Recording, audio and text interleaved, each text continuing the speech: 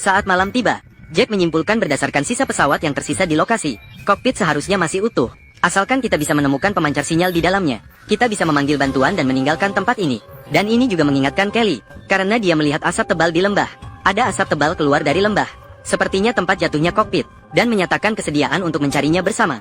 Jack pun senang saat melihat ini, merasa penyelamatan tidak lagi jauh. Namun pada saat itu, tiba-tiba terdengar suara mengerikan dari kejauhan. Semua orang di lokasi seketika menjadi waspada. Mereka semua melihat ke arah suara tersebut. Mereka melihat pohon-pohon di kejauhan terus patah. Sepertinya ada makhluk besar di dalam hutan, sedang mendekat secara diam-diam. Untungnya, monster tidak muncul. Udara kembali tenang. Tanpa terasa, sudah hari kedua. Semua berkumpul bersama untuk menebak apa monster yang kemarin malam. Ada yang berpendapat itu adalah dinosaurus. Kepanikan telah melanda hati setiap orang. Jack tidak terkecuali. Namun untuk segera melarikan diri dari sini, dia masih membawa Pete dan Kelly bersamanya. Berani memasuki hutan untuk mencari kokpit. Namun tidak lama kemudian, langit mulai turun hujan, menyebabkan kesulitan dalam pencarian meningkat secara signifikan. Sementara itu, orang-orang yang berlindung dari hujan di dalam pesawat juga menemukan bahwa monster mulai bergerak lagi. Namun ketiga orang di hutan belantara masih belum menyadari hal ini. Tanpa menyadari berapa lama mereka telah berjalan, akhirnya mereka menemukan bagian depan pesawat di bawah sebuah pohon besar. Mereka memasuki dan melihat ke dalam. Penumpang kelas 1 sudah semuanya tewas. Sepertinya kadang-kadang tidak memiliki uang juga merupakan hal yang baik. Kemudian Jack naik ke depan kokpit, mengambil sepotong besi untuk merusak kunci pintu. Namun tiba-tiba, ternyata hanya mayat.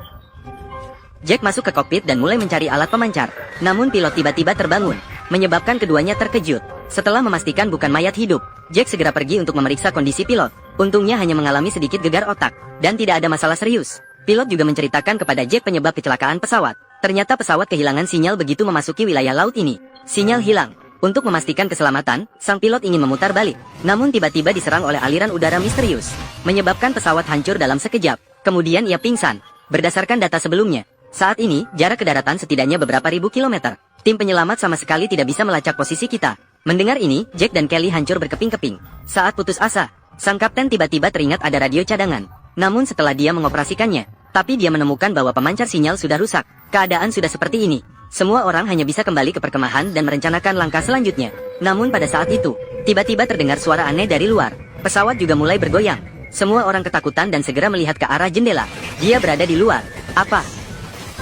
Mereka melihat bayangan hitam raksasa berjalan di sebelah pesawat. Suara langkah sangat berat. Pilot ingin melihat keluar melalui kaca. Namun tiba-tiba ditarik keluar oleh sesuatu. Teriakan mengerikan seketika memenuhi seluruh kabin pesawat. Berusaha bagaimanapun juga tidak ada gunanya. Darah langsung tumpah di tempat. Sekitar juga kembali hening setelah kematian pilot. Namun belum sempat mereka bernapas, pesawat mulai berguncang hebat lagi. Tiba-tiba jatuh dari pohon, mengeluarkan suara keras, membuat ketiga orang terkejut. Jack tidak berani menunda, segera mengambil alat komunikasi, melarikan diri ke dalam hutan. Terdengar jeritan di belakang mereka, terus merangsang saraf mereka yang sudah rapuh.